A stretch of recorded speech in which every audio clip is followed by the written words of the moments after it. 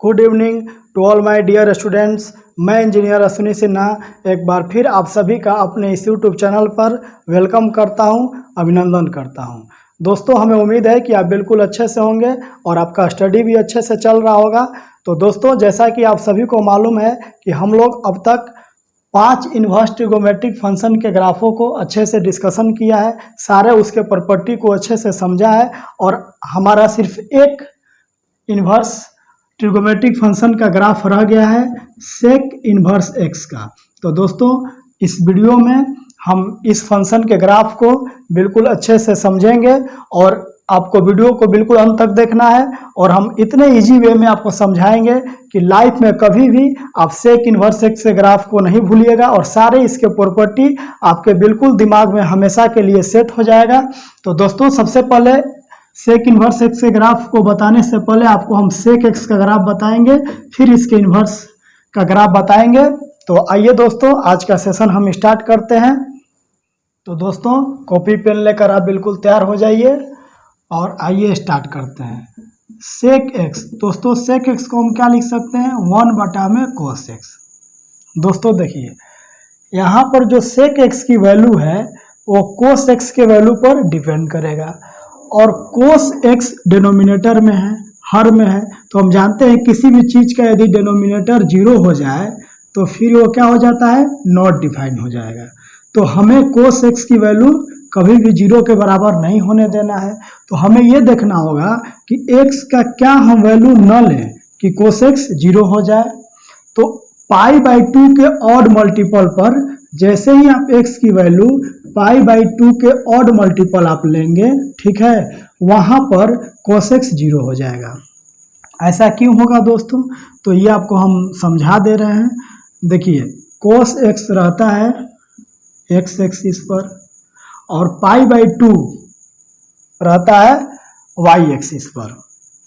कैसे, तो देखिए यहाँ से आप चलेंगे तो 90 डिग्री 1π/2 और फिर यहाँ से चलेंगे तो ये हो जाएगा 2π/2, है ना। 2π/2 को आप पाई लिख लीजिए, यहाँ पर चलिएगा तो 3π/2 और यहाँ फिर आइएगा तो 4π/2, 4π/2 को आप 2π लिख लें, ठीक है। और फिर यहाँ आइएगा तो क्या हो जाएगा 5π/2, फिर आइएगा तो 6π/2, 6π/2 को हम 3π लिख सकते हैं और ये हो जाएगा 7π/2 और ये हो जाएगा 8π/2। तो 8π/2 को दोस्तों हम 4π लिख सकते हैं। इसी तरह चलते जाओगे तो 4 जोड़ते जाओ, एक के बाद 4 जोड़ने पे 5 आया, फिर जोड़िएगा तो 9π/2, फिर जोड़िएगा तो हो जाएगा 13π/2, ठीक है। और यहाँ भी 4 जोड़ते जाइए तो 7π/2 है, फिर 4 जोड़िएगा तो हो जाएगा 11π/2, फिर जोड़िएगा तो हो जाएगा 15π/2। तो इस तरह से ये चलता जाएगा। तो मैं आपको ये समझाना चाह रहा हूँ कि पहली बात तो देखो, π/2 का कोई भी ऑड मल्टीपल कहाँ रह रहा है, y एक्सिस पर, और कोस कहाँ है, कोस एक्स कहाँ है, तो x एक्सिस पर। तो y का इक्वेशन क्या होता है, x बराबर 0, ठीक है। तो इसीलिए π/2 के कोई भी मल्टीपल पर कोस एक्स 0 होगा। और मैं एक चीज़ और आपको बता देता हूँ कि अब जैसे आपको कहीं कंफ्यूजन हो कि π/2 का कौन सा मल्टीपल ऊपर जाएगा कौन सा नीचे जाएगा, तो देखो बहुत इसका आसान ट्रिक है। यहाँ पर क्या दिख रहा है, 1, तो 4 से भाग देने पर यदि π/2 के मल्टीपल में 4 से भाग दोगे और शेष 1 बचेगा तो दोस्तों वह ऊपर जाएगा। अगर आप 4 से भाग दोगे तो सबसे पहले क्या है यहाँ 3, तो 4 से भाग देने पे π/2 के मल्टीपल में अगर शेष 3 बचेगा तो वो जाएगा नीचे। देखो 7 में भाग देने पे भी शेष 3 बचेगा, 11 में भी 4 से भाग देने पे शेष 3 बचेगा, ठीक है। तो उम्मीद है कि ये चीज़ें आप बिल्कुल अच्छे से समझे होंगे। तो इसलिए ऐसा होता है कि हर π/2 के ऑड मल्टीपल पर क्या हो जाता है जी, cos x 0 हो जाता है, ठीक है ना। चलिए, और इसी तरह पाई का कोई भी मल्टीपल x एक्सिस पर होगा, है ना। पाई का राइट मल्टीपल x के राइट में जाएगा और पाई का ऑड मल्टीपल x के लेफ्ट में जाएगा, ठीक है। तो दोस्तों, अब थोड़ा सा मैं एक चीज़ और आपको समझा दे रहा हूँ। cos x का रेंज क्या होता है दोस्तों, तो +1 से लेकर -1 तक। कोस एक्स का रेंज क्या होता है दोस्तों, तो -1 से +1, मतलब कि cos x की वैल्यू -1 के बराबर होगी या इससे बड़ी होगी, और 1 के बराबर होगी या इससे छोटी होगी। तो अब जैसा कि हम समझ रहे हैं कि जो ये sec x की वैल्यू है किस पे डिपेंड करेगा, cos x का। अब cos x का रेंज क्या हुआ, तो -1 से +1। तो यहाँ पर आप इस चीज़ को समझिए कि अगर देखिए आप यहाँ पर -1 से +1, तो अगर cos 0 लीजिएगा तो cos 0 1 होता है, तो वहाँ पर sec की वैल्यू क्या होगी, 1 होगी। और 0 से बड़ा जब आप लेने जाएंगे, 0 से बड़ा मतलब 0 से बड़ा मतलब कोई भी पॉजिटिव वैल्यू 0 से 1 तक आप लेंगे। जैसे मान लीजिए कि हमने ले लिया 0.25, तो इसको जब सोल्व करिएगा 0.25 को फ्रैक्शन में बदलिएगा तो 1/4 और ये ऊपर जाकर 4 बन जाएगा। तो ये हम देख रहे हैं कि हमारी जो वैल्यू आई ये 1 से क्या आ गया, बड़ा आ गया। मतलब ग्राफ ये कहाँ जाएगा sec x का, 1 के ऊपर। आप कोई भी वैल्यू ले लीजिए, जैसे मान लीजिए कि हम ले लेते हैं 0.10, तो इसको भी फ्रैक्शन में बदलेंगे तो क्या हो जाएगा दोस्तों, ये हो जाएगा 10/100, तो ये हो जाएगा 1/10, मतलब ऊपर जाएगा तो 10। तो ये क्या हुआ, ये भी हमारा जो है 1 से ऊपर ही गया। अब देखो, अगर अब इसके बीच में लेते हैं 0 और -1 के बीच में लेते हैं, तो 0 से लेफ्ट में जाएगा तो निगेटिव। अब जैसे मान लीजिए कि अगर आप निगेटिव वैल्यू लेंगे, ठीक है, जैसे हम ले लेते हैं -0.50, तो अब इसको फ्रैक्शन में बदलेंगे तो ये क्या हो जाएगा, माइनस ऊपर चला जाएगा और ये हो जाएगा 1/2, ठीक है, 50/100 1/2, तो ये ऊपर जाएगा तो ये बन जाएगा -2। तो इस बात से पता चला कि ये जो वैल्यू आ रही है 0 से -1 तक, वो -1 के नीचे है, ठीक है। -2 क्या होगा, -1 के पीछे, तो मतलब कि -1 के क्या होगा, नीचे। तो ये आप बता सकते हैं कि sec x की ग्राफ हमारा 1 से ऊपर होगा और -1 के नीचे होगा, ठीक है। तो यहाँ पर यदि आप रेंज भी लिख सकते हैं sec x का, अगर आपको परिसर लिखना होगा, है ना, रेंज, तो देखिए क्या लिखेंगे, पहले देखिए नीचे से नीचे गिरते गिरते गिरते -∞, तो -∞ से 1, -∞ पे ओपन इंटरवल होता है, -∞ से -1 पे क्लोज इंटरवल, ठीक है। और फिर यूनियन, इसको जोड़ने का काम होता है यूनियन, सेट में आप पढ़े हैं। और ये 1 से ऊपर इन्फिनिटी तक जाएगा, ठीक है। तो ये हो जाएगा आपका क्लोज ब्रैकेट, 1 से इन्फिनिटी पे हमेशा लगता है ओपन ब्रैकेट। तो ये आपने क्या बता दिया जी, sec x का रेंज बता दिया। अगर आपसे कोई पूछ दे sec x का, दोस्तों अगर हमें प्रांत लिखना हो, इसको इंग्लिश में क्या बोलते हैं, प्रांत को डोमेन, तो क्या हो जाएगा, तो देखिए प्रांत किसी फंक्शन का वह मान होता है जिस पर वो परिभाषित होता है, जिस पर कोई उसका वास्तविक मान है। माने किसी भी फंक्शन का डोमेन वो वैल्यू है जिस पर वो कोई ना कोई रियल वैल्यू दे।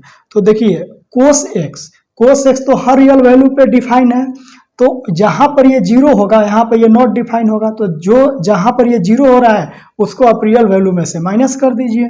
तो रियल वैल्यू r में से हम क्या माइनस कर दें जी, π/2 के ऑड मल्टीपल 2n+1, ठीक है, और π/2, ठीक है।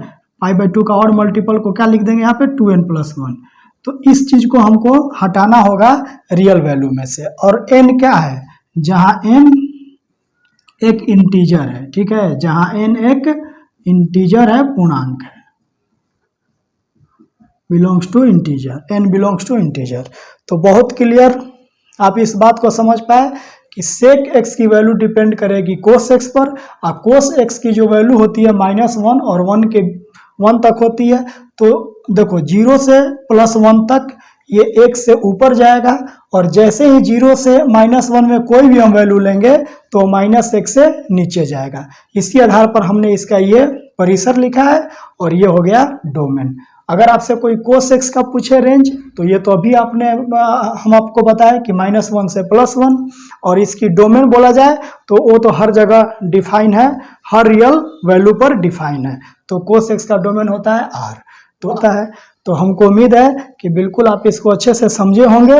और अब हमें बनाना है सेक एक्स का ग्राफ। तो देखो सेक एक्स का ग्राफ आपको बनाना है तो पहले आप बना लो कोस एक्स का ग्राफ और उसको आप उलट देंगे तो वही हो जाएगा सेक एक्स का ग्राफ।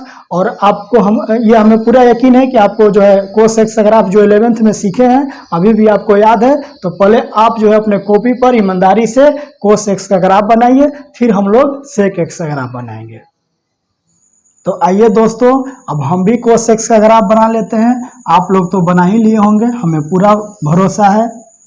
देखिए ये हो गया वाई एक्सिस और ये हम लोग ले लेते हैं एक्स एक्सिस।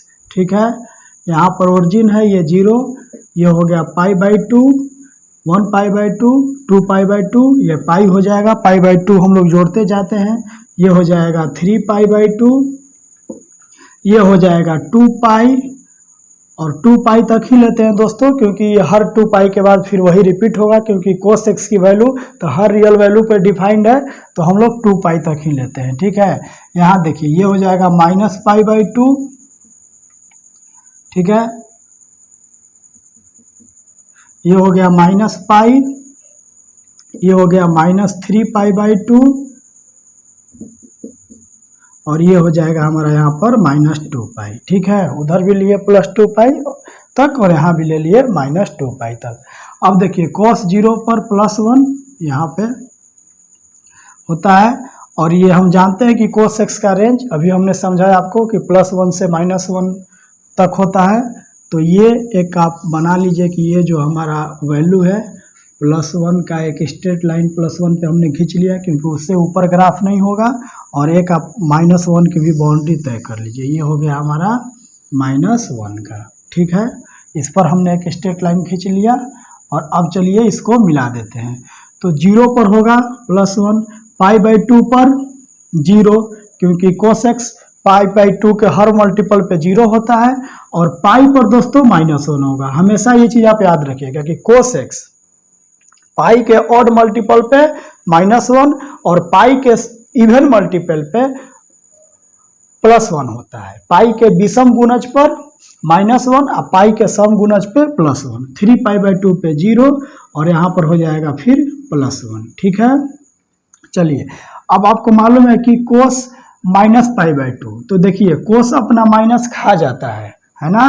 कोस -θ, कोस -θ क्या होता है, कोस थीटा होता है। इसको आप 0 - θ भी लिख सकते हैं, चौथा क्वाड्रेंट में जाता है तो अपना माइनस खा जाता है, कोस भी और सेक भी।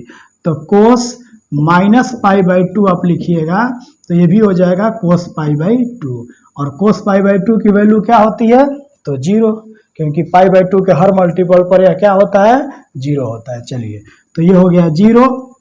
अब ये -π है तो माइनस तो खा ही जाएगा, तो पाई, तो कोस पाई पे क्या हो जाएगा -1। ठीक है, 3 π/2 पे 0 और -2 पाई पे +1। अब चलो इसको हम लोग मिला लेते हैं। तो यहाँ पर देखो 1 से ये यहाँ आएगा 0 π/2 पर, तो x एक्सिस को छुएगा। यहाँ पर -1 है, ये दोस्तों ऐसे आएगा, यहाँ ये कर्व की तरह यहाँ पर मिलेगा, ये हमारा हो गया -1 और फिर यहाँ से जो है ये इसको छुएगा, क्योंकि यहाँ पर जो है 3 π/2 पर कोस 0 है और 2 पाई पर +1, तो यहाँ पर हम लोग ले लेते हैं। आगे अगर मान लीजिए कि आप ले लेते 5 π/2 तो यहाँ पर फिर 0 होता, तो ये जो है यहाँ पर x एक्सिस को एक बार फिर टच करता, इसी तरह से ये चलता जाएगा। चलिए इधर -π/2 पे 0 है ना, तो ये चीज़ जो है ये हो गया 0। चलिए अब -π पे क्या है, -1, यहाँ पर ला दीजिए ग्राफ को, और 3 π/2 पे फिर से 0, तो ये जो है यहाँ पर x एक्सिस को टच करेगा और -2 पाई पे दोस्तों यहाँ पर +1 है, तो ये ग्राफ यहाँ पर मिल जाएगा। अगर आगे अगर एक पॉइंट और लीजिएगा -5 π/2, तो -5/2 पे -5 π/2 पर ये 0 होगा, पाई के ऑड मल्टीपल पे 0 होता है। तो ये हमारा दोस्तों कैसा ग्राफ बन गया, कोस एक्स का। अब देखिए अब हमें बनाना है सेक एक्स का ग्राफ। ठीक है, तो उसके लिए हम दोस्तों यूज करेंगे ग्रीन मार्कर। तो वहाँ आपको क्या करना है कि देखिए जहाँ पर ये 0 हो रहा है वहाँ पर तो सेक एक्स का ग्राफ नॉट डिफाइन हो जाएगा, क्योंकि सेक एक्स बराबर 1 बटा में कोस एक्स लिखते हैं। तो यहाँ पर एक आप हर जीरो, जहाँ जहाँ जीरो हो रहा है वहाँ पर एक आप स्ट्रेट लाइन बना दीजिए, डॉटेड लाइन, जिसको एसिम्पटोट्स बोलते हैं, उसको ग्राफ टच नहीं करेगा। ठीक है, एसिम्पटोट्स हम उसी लाइन को बोलते हैं जिसको हमारा ग्राफ दोस्तों टच ना करे। ठीक है, चलिए 5π/2 को भी टच नहीं करेगा। उसी तरह से यहाँ पर -3π/2 को भी टच नहीं करेगा, और यहाँ पर फिर -5/2 को भी टच नहीं करेगा। अब देखो हमें बनाना है दोस्तों sec x का ग्राफ, y बराबर sec x का ग्राफ बनाना है। ठीक है, तो देखिए अब इसके ठीक ऑपोजिट देखिए -π/2 से π/2 ये कैसा बना है, ये इस तरह से बना है अंदर की ओर, ये पैराबोलिक टाइप का है, तो ये उलट दीजिए, मतलब ये कुछ यूं बनेगा। यहाँ से दोस्तों ये ऐसे गिरते हुए आएगा, ठीक है, +1 पे टच करेगा, और यहाँ से फिर ये निकलते हुए ऐसे चला जाएगा +∞। ठीक है, और देखो यहाँ पर ये अंदर की ओर है, ये चीज़ बाहर की ओर हो जाएगा। ठीक है दोस्तों, ऐसे देखिए ये अंदर की ओर है, ये बाहर की ओर हो जाएगा, ये जो है बाहर की ओर हो जाएगा, यहाँ से ये ऐसे हो जाएगा। ठीक है ना, चलो ये हो जाएगा इस तरह से। अब यहाँ पर देखो ये फिर से अंदर की ओर है, तो ये यहाँ से गिरते हुए आएगा। ठीक है, इसको थोड़ा हम अच्छे से एडजस्ट कर लेते हैं दोस्तों। फ्री हैंड ग्राफ बनाने पर थोड़ा बहुत इधर उधर हो जाता है, उसको माइंड नहीं करना है।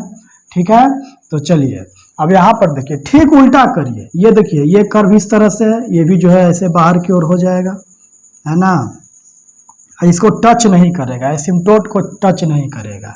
यहाँ देखिए यहाँ पर ये इस तरह से है, ये भी जो है आपका यहाँ से यूँ आएगा और ये यूँ ऐसे निकल जाएगा। ठीक है दोस्तों, तो ग्रीन मार्कर वाला जो हमारा है y बराबर sec x का ग्राफ है, अब ब्लैक वाला cos x का ग्राफ है। थोड़ा और हम आपको यहाँ पर एक्सप्लेन कर देते हैं। देखिए आपको जरा सा भी नहीं घबराना है। देखो यहाँ से आप ले लो पहले 0 से π/2, तो 0 से π/2 ये होता है फर्स्ट क्वाड्रेंट। फर्स्ट क्वाड्रेंट में देखिए ये क्या हो रहा है, ये +1 से गिरते गिरते यहाँ पर ये डिक्रीजिंग है, π/2 पे 0 हो जा रहा है। ठीक है ना, फर्स्ट क्वाड्रेंट में cos x का आप मान लेना, cos का लिखना, cos 0 से लेके cos 90 तक, देखो वो गिरते हुए आएगा। ठीक है, यह ग्राफ बता रहा है कि यह जो है गिरते हुए आ रहा है, यहाँ टच कर रहा है, तो यहाँ इस इंटरवल में ये आपका डिक्रीजिंग है, तो ये इंक्रीजिंग है। देखो यहाँ से ये बढ़ते हुए क्या हो जाएगा, +∞। ठीक है, और यहाँ देखिए इस इंटरवल में -π/2 से 0, यहाँ पर ये ग्राफ क्या है, ये इंक्रीजिंग है ना, आप लेकर देख लीजिएगा कोस का वैल्यू। ठीक है, -π/2 मतलब -90, -60, -30, इस तरह से करते हुए अगर आप 0 तक लेते हैं तो देखेंगे कि यह ग्राफ जो है क्या हमारा उड़ते हुए जाएगा। तो यहाँ से ये क्या है, यहाँ से ये इंक्रीजिंग है, तो ये देखो ये डिक्रीजिंग है, ये देखो ये क्या है, ये दोस्तों डिक्रीजिंग है ना, तो जहाँ पर ये इंक्रीजिंग होगा वहाँ पर ये डिक्रीजिंग होगा। ठीक है, यहाँ देखो यहाँ पर ये ग्राफ गिर रहा है, यहाँ पर ये गिर रहा है। ठीक है, तो ये क्या होता है, ये -∞, ये तो अंदर जो है ये तो नीचे जाते जाएगा, है ना, ऊपर ये जैसे अब ऊपर ये जो है +∞, उसी तरह से नीचे -∞, तो ये जो है -∞ से यहाँ उठते हुए जा रहा है यहाँ पर, और फिर देखिए यहाँ से ये इंक्रीजिंग है, तो यहाँ से फिर ये -1 से गिरते हुए दोस्तों -∞। तो इस तरह से ये ग्राफ है। हमको पूरी उम्मीद है कि आप जो है sec x के ग्राफ को अच्छे से समझे होंगे। तो अब देखिए हमें क्या करना है जी, हमें इसका इन्वर्स निकालना है, y बराबर sec x। ठीक है, यहाँ पर हम लिख लेते हैं y बराबर sec x का हमें इन्वर्स निकालना है इसका। तो इन्वर्स हम कब निकालेंगे, जब sec x हमेशा की तरह मैं बहुत बार आपको समझाया हूँ कि जब किसी भी फंक्शन का इन्वर्स हम तभी निकाल सकते हैं जब वो 1 और ऑन 2 हो। ठीक है, या फिर क्या हो, बाइजेक्टिव हो, तभी वो इन्वर्सिएबल होगा, है ना। तो अब उसके लिए क्या करेंगे, देखिए 1 है, ये 1 है, इसके लिए आप x एक्सिस के पैरेलल, देखिए फंक्शन तो है, क्योंकि y एक्सिस के पैरेलल कहीं भी आप स्ट्रेट लाइन खींचिएगा तो वो ग्राफ को सिर्फ एक बार कट करेगा, तो फंक्शन है। लेकिन फंक्शन में कैसा फंक्शन है तो इस बात को पता कर लीजिए एक्स एक्सिस के पैरेलल स्ट्रेट लाइन खींचकर। तो हमने एक्स एक्सिस के पैरेलल स्ट्रेट लाइन खींचा तो हम तो देख रहे हैं कि इस ग्राफ को बहुत बार कट कर रहा है, एक से ज़्यादा बार कट कर रहा है दोस्तों। तो ये फिर क्या हो गया, मेनी वन। तो जब फंक्शन हो गया मेनी वन तो फिर हम उसका कैसे इन्वर्स निकालेंगे, ठीक है। यहाँ पर फिर से एक बार समस्या आ गया सबके सामने।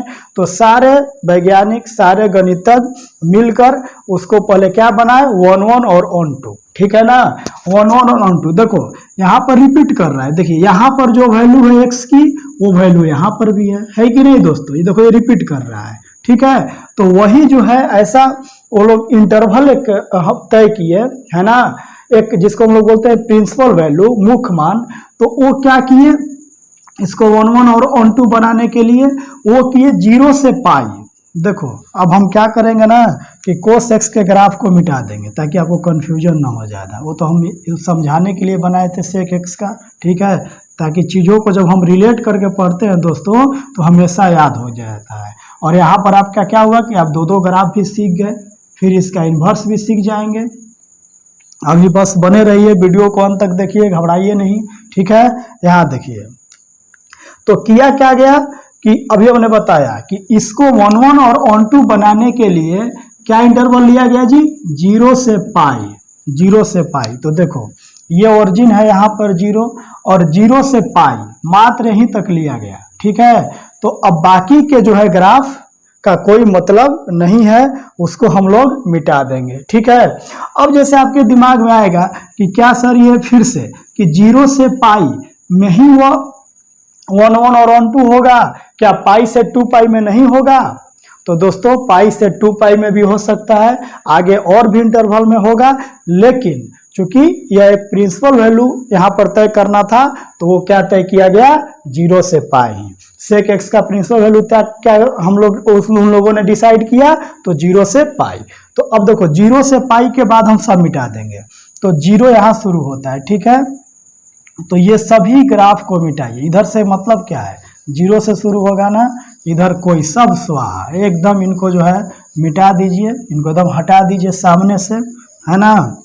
ये बहुत ये लोग प्रॉब्लम कर रहा है, फंक्शन को मेनी वन कर दे रहा है। तो 0 से पाई, तो यहाँ से फिर पाई के बाहर इधर सब मिटा दीजिए, कोई मतलब नहीं है इन सभी का, ठीक है। चलिए तब ये ग्राफ कुछ इस तरह से दिखेगा। देखो 0 से पाई लेना था, ये बीच में पाई बाई 2 है यहाँ पर, ठीक है ना। तो उसको ये टच नहीं करेगा क्योंकि वहाँ पर जो है कोस 0 होता है तो ये नॉट डिफाइन होगा, तो इसको ये टच नहीं किया है, ये एसिम्प्टोट लाइन है, ठीक है। तो कुछ इस तरह से हमारा दिखेगा। तो दोस्तों अब हमारा ये जो ग्राफ है y बराबर सेक एक्स का वो 1 1 और ऑन 2 है, तो फिर ये इन्वर्सिएबल भी है। अब इसका हम इन्वर्स ज्ञात कर सकते हैं, ठीक है। आप इसको देख लीजिए 1 1 और ऑन 2 कैसे है। आप एक्स एक्सिस के पैरेलल कोई भी स्ट्रेट लाइन खींचिए, देखिए उसको ग्राफ सिर्फ एक बार कट कर रहा है, ठीक है। तो 1 1 फंक्शन हो गया और हर एक्स के लिए एक यूनिक वाई है, ठीक ना। हर एक्स के लिए अलग अलग जो है वाई का वैल्यू है कि नहीं, कहीं भी रिपीट दोस्तों नहीं करेगा। इस इंटरवल में देख रहे हैं ना, सब पे अलग अलग मान आ रहा है, ठीक है, कहीं भी ये रिपीट नहीं करेगा, है ना। हर एक्स के लिए जो है अलग वाई आएगा। तो अब ये हो गया 1 1 और ऑन 2, ठीक है दोस्तों। तो अब हम ज्ञात करेंगे इसका इन्वर्स, सेक इन्वर्स एक्स का ग्राफ, ठीक है। अब हम उसको बनाएंगे y बराबर सेक इन्वर्स एक्स का ग्राफ। और दोस्तों एक चीज़ मैं आपको बता दूं कि हम अभी बोल रहे हैं सेक इन्वर्स एक्स का ग्राफ, कहीं इसको बोला जाता है आर्क सेक एक्स, ठीक है। तो arc sec x, sec inverse x एक ही बात है ना। कहीं कहीं बुकों में आर्क लिख देता है तो उसको आप घबराइएगा नहीं, उसका मतलब ही सेक इन्वर्स एक्स ही है, ठीक है। तो देखो सबसे पहले आप जो है y बराबर सेक एक्स, है ना, ये ग्राफ अभी ये हम लोग का बना है, इसका हम लोग डोमेन लिख लेते हैं, डोमेन और रेंज, प्रांत और परिसर। तो डोमेन क्या होता है जी, एक्स एक्सिस की वैल्यू होता है। तो देखिए एक्स एक्सिस क्या दिख रहा है हमें, 0 से पाई, 0 से पाई। तो ये क्लोज इंटरवल होगा क्योंकि 0 पर इसका मान है +1 और पाई पे है -1। लेकिन आप एक बार देखिए ध्यान से, π/2 हमको हटाना होगा, क्योंकि डोमेन प्रांत किसी भी फलन का वह मान होता है जिस पर वो परिभाषित हो, जिस पर कोई ना कोई उसका वास्तविक मान आए, उसका रियल वैल्यू है। तो हमको ये π/2 को हटाना होगा, क्योंकि उस पर तो ये नॉट डिफाइन हो जाएगा। एसिम्प्टोट लाइन देखिए वहाँ पर ये गया है π/2 से, तो ये आप क्या करिए कि π/2 को हटा दीजिए, है ना। तो ये आपका हो गया डोमेन। अब इसका जो है आपको रेंज लिखना है, परिसर। परिसर होता है वाई एक्सिस का लाइन, ठीक है। डोमेन मतलब शाहरुख खान और रेंज मतलब अमिताभ बच्चन, ठीक है, ऐसे एकदम याद रखिएगा आप। तो परिसर क्या है, देखिए वाई एक्सिस में आपका ग्राफ कहाँ जा रहा है, देखिए ये गिरते गिरते गिरते -∞ से ये चलते हुए क्या है जी -1। तो लिख लीजिए -∞ से -1 दोस्तों, और यूनियन, और ऊपर देखिए क्या जा रहा है 1 से उठते उठते 1 से +∞, ठीक है। 1 से +∞ के पास हमेशा ओपन ब्रैकेट होता है, ठीक है।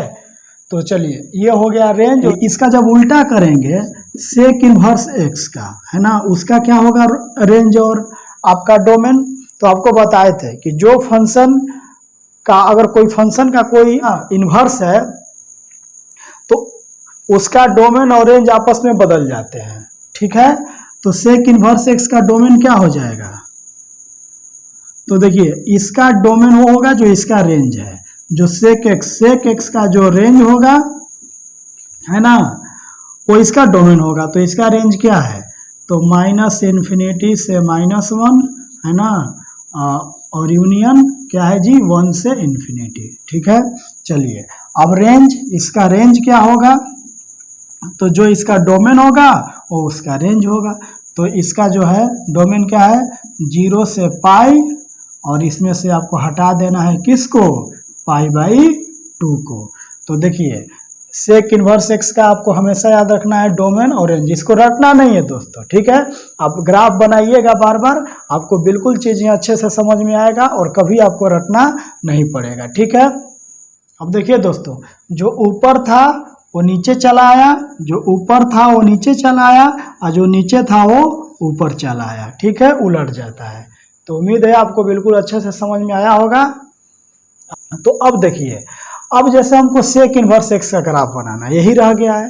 तो देखो सेक इनवर्स एक्स का ग्राफ जो है, इसी ग्राफ का अगर y बराबर x, एक स्ट्रेट लाइन जो ओरिजिन से कुछ यूँ गुजरेगा, इसका आप इमेज ले लेंगे तो वो सेक इनवर्स एक्स का ग्राफ मिल जाएगा। लेकिन होता है क्या कि कई बार बच्चों को इमेज लेने में उनको समझ में नहीं आता है कि कैसे हम जो है इमेज लें, ठीक है। तो मैं आपको इतना इजी वे से बताएंगे, ठीक है दोस्तों, कि आपको हमेशा याद रहेगा, ठीक है। तो पहले आप इतना इसको लिख लीजिए और फिर हम सेक इनवर्स एक्स का ग्राफ आप दोस्तों आप y बराबर सेक इनवर्स एक्स के ग्राफ को बनाने से पहले आप एक बार बनाइए y बराबर कोस इनवर्स एक्स का ग्राफ बनाइए, और यह हम आपको अपने पिछले वीडियो लेक्चर में सिखा चुके हैं।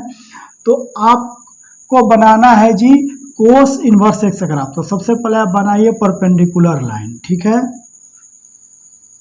ठीक है। ये हो गया आपका 0, ऊपर एक बनाइए पाई वाली लाइन, ये क्या हो गया जी आपका पाई वाली लाइन, ठीक है। तो बीच में क्या हो जाएगा, बीच में हो जाएगा π/2 वाली लाइन, ठीक है। ये कौन सी लाइन है, π/2।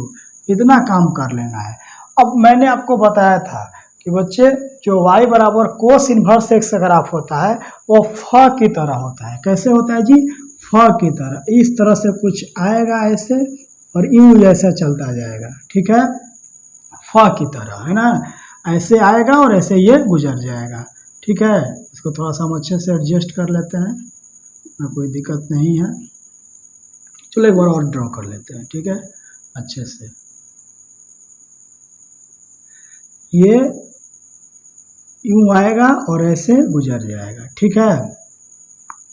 देखिए यहाँ पर हो जाएगा, ये π/2 है, ये क्या है जी π/2, यहाँ पर -1 और ये +1, ठीक है। तो देखिए ये किसका ग्राफ मैंने बनाया, ये मैंने ग्राफ बनाया y बराबर कोस इनवर्स एक्स का। अब देखिए आपको करना कुछ नहीं है, अब सेक इनवर्स एक्स का ग्राफ बिल्कुल जो है इजी वे में हम लोग बनाएंगे। देखिए कैसे, देखिए ये आपने बॉल लिया, ऊपर फेंका, ठीक है, ऊपर की ओर उछाला तो रूफ से या सीलिंग से टकरा कर कहाँ आएगा, नीचे की तरफ। तो यहाँ से दोस्तों ये आएगा और ये मैं ब्लैक से ही बनाता हूँ, अच्छे से दिखेगा। यहाँ से ये दोस्तों आएगा और ये यूं ऐसे गुजर जाएगा, ठीक है, इसको टच नहीं करेगा, इसको जो है ये टच नहीं करेगा। आपने बॉल ऐसे फेंका, ठीक है, समझो ध्यान से, छत से टकराया और ये ऐसे निकल गया, ठीक है, इस वाला लाइन को वो टच नहीं करेगा। अब देखिए, अब आपने बॉल क्या किया, ऐसे लेके नीचे की तरफ फेंका, ठीक है, फर्श पे फेंका, तो क्या होगा, बॉल जंप करेगा, ऊपर की ओर आएगा दोस्तों। तो यहाँ से जो है ये उठेगा और यूं वैसे चला जाएगा और इसको टच नहीं करेगा, ठीक है, इसको टच नहीं करेगा, इसके बगल से गुजर जाएगा। तो ये अब आप मिटा दीजिए, है ना, ये वाला मिटा दीजिए कोस इनवर्स एक्स का ग्राफ। अब जो आपको दिख रहा है दोस्तों, ये जो आपको अब ये जो दिख रहा है वो किसका ग्राफ हो गया, y बराबर सेक इनवर्स एक्स का ग्राफ हो गया, ठीक है। तो ये बिल्कुल जो है आपको मैंने ट्रिक बताया कि कैसे y बराबर सेक इनवर्स एक्स का ग्राफ आप बनाएंगे। अब दोस्तों इसके सारे प्रॉपर्टी को लिख लेते हैं। अब आप इस ग्राफ को देखकर इसका डोमेन रेंज लिखिए। इसके पहले हम लोग लिखे थे तो y बराबर सेक एक्स का ग्राफ को देख के लिखे हुए थे। सेक एक्स का ग्राफ जो उसका जो है डोमेन और रेंज पलट दिए तो हो गया सेक इनवर्स एक्स का। आप इसको लिखिए, एक बार और लिखो, कोई दिक्कत नहीं है। तो डोमेन क्या हो गया जी, देखो डोमेन होता है एक्स एक्सिस की वैल्यू, है ना। तो देखो ये क्या है, इधर -1 से ये इधर चलता जा रहा है और इधर -इन्फिनिटी, है ना। तो ये देखिए -इन्फिनिटी से -1 और इधर देखो ये 1 से बढ़ता जा रहा है और इधर क्या है, चलते चलते प्लस इन्फिनिटी, ठीक है, प्लस इन्फिनिटी का ऐसे सिंबल होता है। तो यूनियन, है ना, 1 से इन्फिनिटी, ये हो गया डोमेन। चलिए रेंज बताइए, ये हो गया हमारा डोमेन प्रांत। आइए दोस्तों अब हम लोग रेंज लिखते हैं। तो रेंज क्या होता है, वाई एक्सिस के वैल्यू। तो देखिए ये कहाँ जा रहा है, 0 से पाई तक, 0 से पाई तक, ठीक है। लेकिन बहुत ध्यान से देखिए, ये π/2 वाला लाइन को हमारा ग्राफ कहीं भी टच नहीं किया है। देखिए इसको बगल से गुजरा, टच नहीं किया है। तो आप भी क्या करिए, π/2 को इसमें से माइनस कर दीजिए। तो ये हो गया दोस्तों डोमेन और ये हो गया रेंज, है ना। अब बताइए यह फंक्शन इंक्रीजिंग है या डिक्रीजिंग। तो हमने क्या बताया कि लेफ्ट से राइट जाने पर यदि ग्राफ उठेगा तो इंक्रीजिंग और गिरेगा तो डिक्रीजिंग। चलो लेफ्ट से राइट जाने पे देखो इधर भी ग्राफ उठ रहा है ना, और इधर भी देखिए लेफ्ट से आप राइट जा रहे हैं तो ये भी ग्राफ जो है हमें ऊपर की ओर ले जा रहा है, ठीक है। ये कहाँ जा रहा है, ऊपर की ओर ही तो ले जा रहा है, ठीक है। तो ये कैसा हो गया जी, इंक्रीजिंग फंक्शन। कैसा फंक्शन, इंक्रीजिंग फंक्शन, है ना। चलो अच्छा अब बताइए कंटिन्यूअस है कि नहीं। तो देखो हमने बताया था कि वैसे फंक्शन जिनका ग्राफ आप बिना पेन उठाए बना सकें वो कंटिन्यूअस होता है, मैंने उसमें कहीं गैप ना हो, ब्रेक ना हो, जंप ना हो। तो देखो ये ऐसा आपको देखने से लगेगा कि डिसकंटिन्यूअस है, नहीं दोस्तों, ये अपने इंटरवल में कंटिन्यूअस है। देखिए यहाँ पर आप बिना पेन उठाए बना रहे कि नहीं, इसको ये बना रहे कि नहीं, जो है इन्फिनिटी तक, है ना। और इधर भी देखिए, इधर भी आप जो इस बिना पेन उठाए इसको बना रहे, तो अपने इंटरवल में ये कैसा फंक्शन है जी, कंटिन्यूअस फंक्शन। अपने इंटरवल में दोस्तों ये है कंटिन्यूअस फंक्शन, सतत फलन, ठीक है। और फिर दोस्तों यह डिफरेंशिएबल भी है, इसमें कहीं शार्प पॉइंट नहीं है। अपने इंटरवल में क्या है, ये डिफरेंशिएबल भी है ना, जैसे -इन्फिनिटी से -1 और 1 से इन्फिनिटी। अपने इंटरवल में ये दोनों जगह क्या है दोस्तों, कंटिन्यूअस भी है और डिफरेंशिएबल भी है, ठीक है, डिफरेंशिएबल भी है। अच्छा अब बताइए यह फंक्शन ऑड है कि इवन। तो देखिए ऑड फंक्शन वो होता है जो ओरिजिन के अबाउट सिमेट्री होता है, ओरिजिन के ऑपोजिट क्वाड्रेंट या पहला या तीसरा में होता है। तो ये तो ओरिजिन पर है ही नहीं, तो ऑड तो है ही नहीं। और इवन के लिए वाई एक्सिस के अबाउट सिमेट्री होता है, जैसा ग्राफ वाई के राइट में वैसा लेफ्ट में, बिल्कुल ऐसा कहीं कुछ नहीं है। देखिए राइट में ऐसे बना है तो लेफ्ट में ऐसे बना है, तो कहीं ना तो ये ऑड फंक्शन है और ना ही यह इवन है। तो फिर दोस्तों ये कैसा है, नाइदर इवन नॉर ऑड। ना ही यह सम फलन है और ना ही विषम फलन है। इसको कैसे याद रखते हैं? तो नैनोकार है ना, एन से नाइदर, ई से इवन, यहाँ पे एन से नॉर, ओ से ऑड। तो दोस्तों हमें बिल्कुल उम्मीद है कि आप इसके सारे प्रॉपर्टी को अच्छे से समझे होंगे। ठीक है, कहीं आपको कोई परेशानी नहीं आया होगा तो आप इसको जो है दोस्तों नोट कर लें। तो मैंने एक बार और आपको जो मैंने हॉट ट्रिक क्या बताया कि पहले बना लो कोस इनवर्स एक्स का ग्राफ। और कोस इनवर्स एक्स का ग्राफ कैसा होता है जी? तो फ की तरह, जो हम फ लिखते हैं फ की तरह होता है। तो देखो बस वही है, यहाँ बॉल फेंके, यहाँ से टकरा कर ऐसे गुजर गया, लेकिन इसको टच नहीं किया π/2 को, है ना।